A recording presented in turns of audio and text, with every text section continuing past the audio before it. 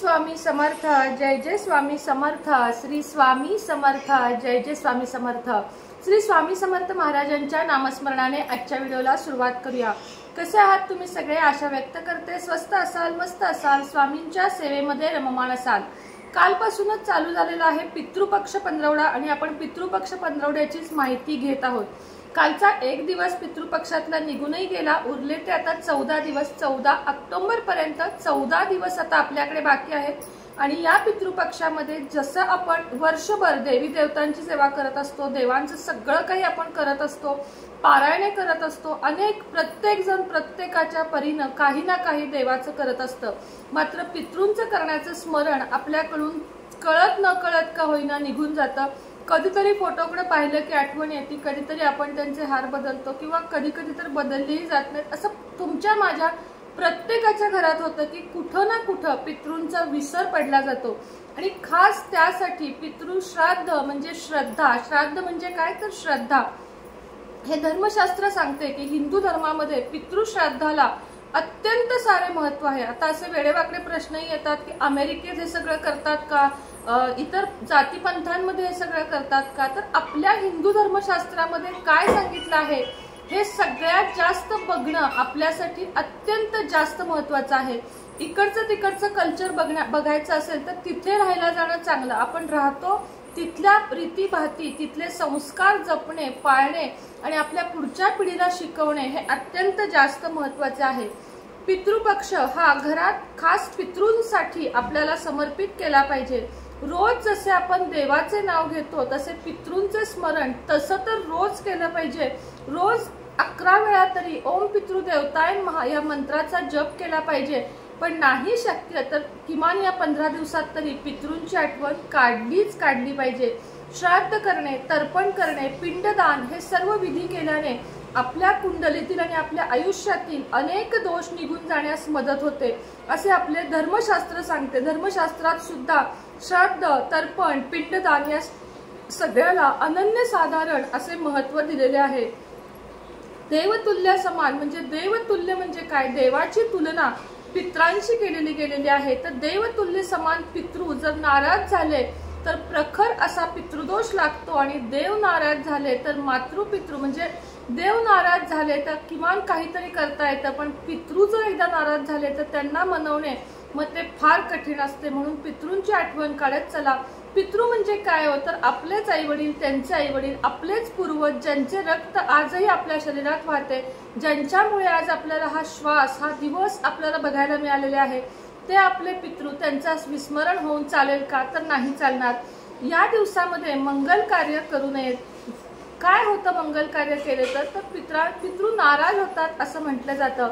ज्या घरामध्ये मंगल कार्य होत नाहीत, मुले होत नाहीत, डिवोर्स होत राहतात, आजारपण येत राहते, त्या घरामध्ये प्रखर पितृदोष असतो। ज्या घरात चांगल्या गोष्टी खूप कमी घडतात आणि वाईट घटना वारंवार घडतात तिथे प्रखर पितृदोष असतो असे म्हटले जाते। श्रीमद भागवत पारायणाचे पारायण तुम्हाला या 15 दिवसात किमान एक पारायण तरी नक्की करा। भगवद्गीतेतला रोज एक अध्याय वाचत चला। तुम्हाला पितृदोष जर असेल तर तो तुमचा कमी होईल। मृत्यूनंतर श्राद्ध करावे, ते भरभराट आपल्याला भरभरून देतात। श्राद्ध पक्ष जर आपण या विधी केले तर आपल्याला ते भरभरून देतात आणि आपण जर हे विधी केले नाहीत तर ते आत्मा कुठेतरी भरकटतात आणि त्यांना नवीन योनी मिळत नाही असे देखील म्हटले जाते। आणि तो सगळा त्रास, जटिल दोष ज्याला आपण म्हणतो, सगळ्यात जटिल दोष असतो तो पितृदोष, ज्याची आपण सेवा नाही केली तर आपल्याला लागू शकतो। यमराज पितृंना या 15 दिवसात मुक्तता देतात असं देखील शास्त्र सांगतं की जा आणि तुमच्या सगळ्या लोकांना भेटून या, ते तुमची आठवण काढत आहेत का बघा। म्हणून मनातल्या मनात स्मरण करणे आणि काही विधी करणे हे अत्यंत जास्त गरजेचे असते। भेटण्यासाठी जसे आपल्याला ते येतात तसे ते आपल्या उंबऱ्याच्या बाहेर असतात असं म्हटलं जातं। म्हणूनच मी तुम्हाला परवाच्या व्हिडिओमध्ये सांगितलं की पाणी वगैरे ठेवत चला, एक घास खिरीचा, एक घास पोळीचा, एक घास, किमान एक घास त्यांच्या नावचा रोज ठेवत चला। पितृ आशीर्वाद जर पितृंनी दिला तर देवाच्या आशीर्वादात समान आपल्याला पितृंचा आशीर्वाद मिळतो आणि आपल्या आयुष्यामध्ये भरभराट होते। सगळे दोष जातात, आपल्याला सुख येते, यशप्राप्ती होते, अडकलेली कामे पूर्ण होतात। मात्र जर आपण हे सगळं केलं नाही तर हे सगळे आपल्या आयुष्यात दुःख येतात, संकट येतात, आपली अडकलेली कामे पूर्ण होत नाहीत, हातातोंडाशी आलेला घास निघून जातो, हे त्रास आपल्याला होऊ शकतात। एक छोटासा उपाय मी तुम्हाला आज या ठिकाणी सांगणार आहे। हे सगळी माहिती दिली ती यासाठीच दिली की तुम्ही हे सगळं करावं, पितृ प्रसन्न होतील, तुम्हाला यशप्राप्ती होईल, तुमची अडकलेली कामे पूर्ण होतील आणि तुमचे कष्ट अर्थातच दूर होतील। स्नान करून किंवा मग संध्याकाळी स्नान नाही केले तरी चालेल, हा उपाय संध्याकाळी 6 नंतर करायचा आहे। स्वच्छ तोंडात पाय धुवून स्वच्छ कपडे घालायचे, इतर ठिकाणी घातलेले कुठलेही कपडे घालायचे नाहीत, तर स्वच्छ धुतलेले कपडे तुम्हाला या ठिकाणी घालायचे आहेत आणि दक्षिण दिशेला तोंड करून एक वेगळं आसन तुम्हाला घ्यायचं आहे आणि दक्षिण दिशेला तोंड करून बसायचं आहे। सोबत एक मातीची पंती, पितळेचा दिवा किंवा कणकेचा दिवा घ्यायचा आहे। कणकेचा दिवा लावलात तर त्यामध्ये मीठ घालायचं नाहीये, हे विसरू नका। आता जर तुम्ही कणकेचा दिवा लावणार असाल तर रोज वेगळा तुम्हाला करावा लागेल। पहिला दिवा जो आहे तो झाडाला किंवा पाण्यामध्ये विसर्जन करू शकता, गाईला मात्र हा दिवा घालायचा नाही। इतर वेळेस मी तुम्हाला सांगते की तुम्ही त्या दिव्यामध्ये साखर घाला, वात काढून टाका आणि गाईला घाला, मात्र हे पितृंच्या नावाचा दिवा फक्त झाडाखाली किंवा पाण्यामध्ये विसर्जित केला तरी चालेल, गाईला मात्र गोमातेला हा दिवा द्यायचा नाहीये। तर आपण व्हिडिओकडे वळूया। दक्षिण दिशेला तोंड करून बसायचं आहे, चटईसारखे आसन घ्या किंवा कोणतेही आसन घ्या, मात्र ते आसन बाकी देवपूजेला वगैरे वापरायचं नाहीये। त्यानंतर एका कणकेच्या दिव्यामध्ये किंवा पितळेच्या दिव्यामध्ये किंवा मातीच्या दिव्यामध्ये तुम्हाला तूप घालायचं आहे। तूप नसेल तर ताई काय करू, तूप नसेल तर मोहरीचं तेल घ्या, या 2 गोष्टींपैकीच एक घ्यायचं आहे, तिसरा कुठलाही पर्याय नाही। या 2च गोष्टी पितृंच्या दिव्याला चालतात, एक तर तूप किंवा मोहरीचं तेल, तुम्हाला जे काही जमलं। आता तूप गाईचंच असावं का असं काही नाही, म्हशीचं असेल तरी चालेल, घरात जे असेल तरी चालेल, अगदी चमचाभर 5 मिनिटं दिवा प्रज्वलित होण्या इतकं घातलं तरीही चालेल, असं काही नाहीये की दिवा रात्रभर आपल्याला चालू ठेवायचा आहे। तर दक्षिण दिशेला तोंड करायचं, दिव्याखाली एक प्लेट ठेवायची, त्याच्यावर तांदूळ ठेवले तरी चालेल, नाही ठेवले तरी चालेल, मात्र दिव्याला प्लेटचं कविना म्हणजे एक थाळीचं कविना आसन द्यायचं किंवा मग तांदळाची रास करायची। ते तांदूळ काय करायचे, ते तांदूळ पक्ष्यांना घालायचे। आता तुपाचा दिवा करायचा, त्यामध्ये 2 वातींची 1 वात करून घालायची आणि अर्धा 1 चमचा त्यामध्ये काळे तीळ घालायचे। काळे तीळ म्हणजे सेम पांढऱ्या तिळासारखे काळे तीळ मिळतात, काळे तीळ म्हणजे कारळे नाहीत। बरेच जणांचे प्रश्न येतात की काळे तीळ म्हणजे ताई कारळे का, तर नाही, कारळे वेगळे आणि काळे तीळ वेगळे। पितृशांतीसाठी काळ्या तिळांचा वापर होतो। तर हे चमचाभर काळे तीळ आपल्याला त्या पंतीमध्ये घालायचे आहेत किंवा त्या दिव्यामध्ये घालायचे आहेत, दिवा प्रज्वलित करायचा आहे, दिव्याची पूजा करायची नाही।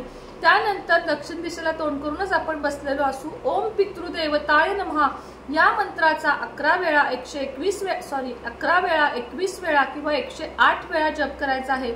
जास्तीत जास्त करण्याचा प्रयत्न करा, 108 वेळा करा, 5 मिनिटे जातात।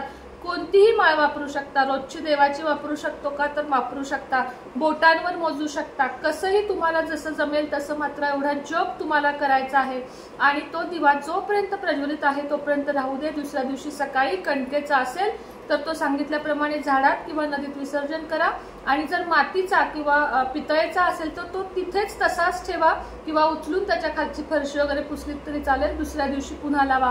संध्याकाळी 6 ते रात्री 12 पर्यंत हा विधी तुम्हाला करायचा आहे। 6च्या आतही करू नका, 12च्या नंतरही करू नका। माझ्या मते तुम्हाला सगळ्या प्रश्नांची उत्तरे मिळाली असतील।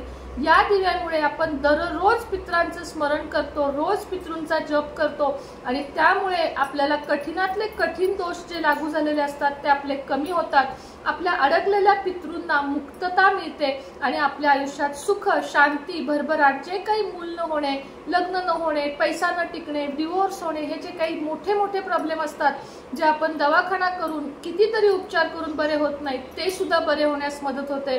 लावाल ना नक्की रोज एक दिवा, मला सगळ्यांनी सांगा की होतही।